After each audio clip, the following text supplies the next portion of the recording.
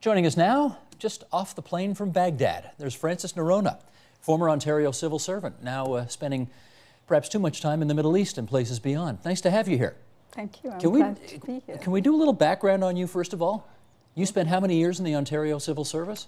I spent 30 years with the Ontario Public Service. What'd you do? Oh, I did a variety of things. I started very junior and ended up in Cabinet Office and as an Assistant Deputy Minister. And when did you retire? I retired in 2005. And when you retired in 2005, did you think, good career, that's it? No, I actually retired knowing that I was going to be going to Afghanistan. Okay, how did that come together? Circumstances. Someone I worked with a long time ago mentioned to the United Nations when they asked whether there was anyone who could do a variety of things. They didn't just want someone who could just do policy, but they wanted a spectrum of services. They wanted human resources and IT and just generalist skills. And this gentleman suggested me, so the UN contacted me. They got in touch with you. That's right. And they said, Francis, we need somebody to go to Afghanistan and help them build their government. Right, the center of government. And you said yes. I thought this was a wonderful opportunity. Well, downtown Toronto is not exactly downtown Kabul. So what made you want to do this? It was different. It was an adventure. And I thought, maybe I have skills that somebody else can use. And I thought, I'll go. See, you're going to forgive this observation, but many people would say, excuse me, I'm a woman of a certain age and I've done this for 30 years and I didn't plan to spend my retirement dodging bullets. But you did not say that. Actually, in Kabul, at the time that I went, I wasn't dodging bullets. It was very safe. It was a lovely environment to be in. But when I left Kabul, then I did get myself into an environment which was pretty dodgy. Follow up on that. What do you mean? Okay. When I was in Kabul, some people met me at a reception and they just thought that I was a brave soul, and they asked whether I would go to Baghdad. It was very difficult at that time to get anyone to go to Iraq. The whole notion of Iraq put fear into people because it was being blown. So. Yeah, it was being blown up. Cars blowing up all the time. Yeah, and I said, sure. I didn't even think about it. And so 2 months later, I was in Baghdad. Now that was different. That was difficult. Different how? I'm not allowed to go out even now. I live a cloistered life, so to speak.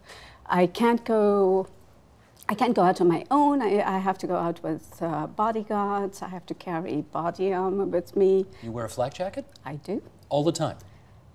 Yes. Have you ever needed it? Yes. You have? I have. Explain. In one of my meetings, I was meeting the Prime Minister's Chief of Staff. And as you know, I provide advice to the Prime Minister and the Cabinet Secretary. Wait, is this Prime Minister Alawi? Or which one is this? No, Maliki. Maliki, okay. Okay, and the Cabinet Secretary and their officers. I was meeting with the Prime Minister's Chief of Staff in the Parliament. For some reason, the meeting was going to be there, and that was the day the Parliament got blown up and 3 lawmakers got killed. They were killed, and there were a lot of injuries. Anyway, I was in a meeting, and my bodyguard came and carried me out like a sack of potatoes. So that was pretty close. After the explosion had taken place? Yeah, because I was in the building filled with smoke. So that was one incident. In the Cabinet Office, that building gets hit a lot by mortars and bombs and rockets. So I get extracted a few times. That's why we have to wear body armor. Can I assume that nothing like that ever happened while you were working downtown at the Mowat block or at the Hepburn block at Queen's Park? No, and I didn't even, I could even use the elevators, which I can't in Baghdad. So if I have a meeting on the 10th or the 11th floor, which is often, I hoof it up with body armor up 20 flights of stairs. And you can't use the elevators because? because of the electricity failures, just in case the elevators go down and I need to be extracted. Okay, so remind me, you want to do this work because, I mean, it's clearly, you know, the circumstances are not all that conducive. No, but the people, they are wonderful. I have such admiration for those Iraqis.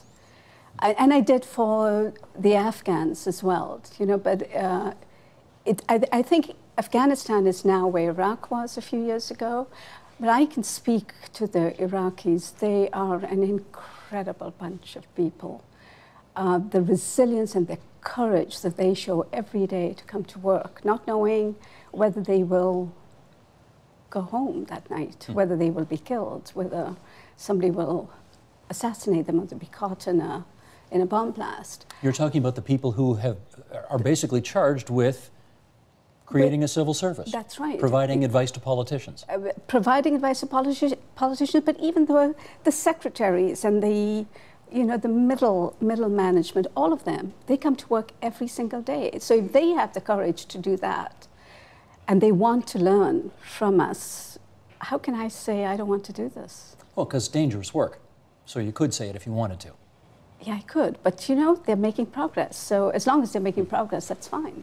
The reason I wanted you in here today, Frances, is because I think when people think about what our contribution is to Afghanistan, or for that matter to Iraq, the first thing we think about is probably military, and the second thing is, you know, development. Maybe we're building schools. But you're providing a service that I suspect most people don't know that we're doing, which is you've got expertise in how to create a government and how to create a civil service and how to give people kind of advice on how to, you know, build capacity. Are we good at that in this country? I don't know that anyone knows what Canada can in fact do. I'm the only Canadian there, and in the area that I work with, there are a lot of Americans, a lot of UK, people from the UK, people from Europe. There aren't a lot of Canadians, and we don't show our flag, right? And we're seen as quiet. But I show the Canadian flag. I'm very proudly Canadian. They know you're Canadian. Absolutely, they know I'm Canadian. Okay, just tell me again how this works, because you're not over there, you know, full time. You come and go and come and go, right? Yes. So they'll drop you in there for how long at a time? 6 weeks. We're not allowed to stay there longer than 6 weeks. I've occasionally snuck in 7 or 8 without anyone kind of noticing. Why can't you stay longer than 6 weeks? It's because they say for mental health reasons, you just have to cope. You know, when the bomb alarms go off all the time, and if they go off in the middle of the night, you're not getting a lot of sleep. The weather is not conducive to well-being of anybody. For instance, in the summertime, right now when I left, it was 40 degrees. By the time I go back, it will be 50. That's in 2 weeks. Celsius. Oh yeah, absolutely. Hot. It is so hot you can't. I can't describe it. But in August, July and August, it will reach the 60s. Oh my goodness. So you can imagine I'm wearing body armor and a helmet. Oh, I look such a sight. And I'm walking up the stairs. I just melt. Do they have air conditioning? No. No. No, not in the government buildings, although they're starting to improve the situation there. Let me get your opinion on this. You know that, of course, after the American invasion in Iraq, one of the first things they did was they fired all of the former Baathists who were members of Saddam Hussein's party, because they figured they'd be loyal to Saddam and would try to subvert the creation of a new democracy. In hindsight, what do you think of that idea? That was a very bad decision. It was. Yep. Because what happened when we when we went in, so I was there in 2006, so kind of early 2006. I've been there 5 years now.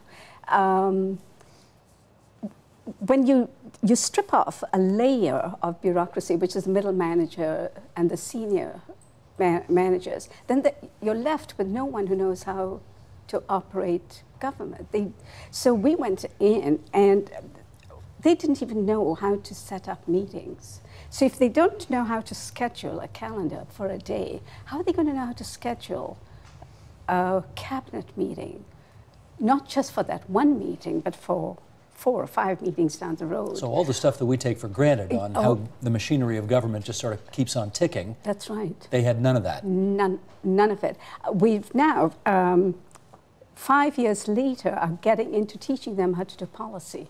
They don't, the fact that you have to give ministers a few options for them to consider and to make a decision was just something they didn't think about. It was one option and to be the minister's option, and they made decisions. Sometimes those decisions were bad. And how do they follow up on implementation of decisions? None of that, those systems that we just assume happens. It doesn't happen there. There are, of course, significant ethnic divisions in both Afghanistan and in Iraq. And I wonder whether those divisions make it more difficult for you to create a kind of a nonpartisan, non-aligned civil service over there. Yeah, that's tough. So you always have, in any administration, if the minister is Sunni, then the deputies are going to be Kurd and Shia and Sadris and Iski. So and you have to work with them, and you know they're not going to have the skills. And everybody keeps track of that stuff. They do. So it's got to be equal. Yeah. So that's something that I had to take a lot of getting used to. But I just kind of ignore it all, because if I do get involved, then it kind of stops me from really giving them advice. So I don't care who it is that I'm working with. I just speak to them like they're all the same. And they kind of accept it, you know. So I've been lucky so far. They haven't kicked me out. Well, you remember, President Truman, the expression, give him hell, Harry. Is that what you do? Do you give him hell, Harry? I do. You do, eh? I do. How do you give them hell? Give me an example. I give them homework. So if we're setting up a certain mechanism or a certain program that we want them to do, I don't look over their shoulder. I say to them, this is what you have to do. And usually I give it to them when I'm coming back to Canada. What kind of homework? So I want them to develop a database to track decisions, and kind of at what point they're going to follow up on them and what that decision is. So I give that would be something that I would say that it would be good for them to do while I'm away. It's 2 weeks, there's no one there to hassle them. And I come back, and if they haven't done it, I ask them, why? I said, I've been away for 2 weeks, why haven't you done it? So when I return, there's always a flurry a couple of days before I come back, because they say, Francis is coming back, Francis is coming back, we have to do this. So yeah, it's really interesting that they don't have any trouble with that, not even the cabinet secretary. That's very funny. Did you make them write lines if they haven't got their homework done in time? No, I don't do that. I make them do it, though. You make them do it. You know that there's an argument out there that the history and culture of, well, Afghanistan and Iraq are such that they'll never be able to, nail this down. Okay, you're there. You tell us. What do you think? Yeah, I think it's going to take them some time. It's going to take them a generation to get over the hurt. There was a lot of hurt. The Shias felt disenfranchised, and now the Sunnis feel disenfranchised, and Iski and Sadris are kind of in the middle. This in Iraq? In Iraq, yeah. And I think it's the same in Afghanistan. They have tribes as well, and the Hazaras feel very disenfranchised because the Pashtuns are in charge. The young folk, though, they don't have any time for this. They don't care about the politics. All they want is a country that works. So if we work with the younger generation, you hope that in about 10 years they will have got over all these ills that prevail. From your lips to God's ears, as they say. Well, I know you were nervous about coming and doing this today, because you thought, who cares what I'm doing? No one will be interested. That's true. But I'll tell you, I think people are. And I'm really glad you accepted our invitation to come in today, Francis. Thanks so much. I hope they are. I don't know. Take it from me. I learned a lot this time. Okay. I was glad to be here. Appreciate it. Okay.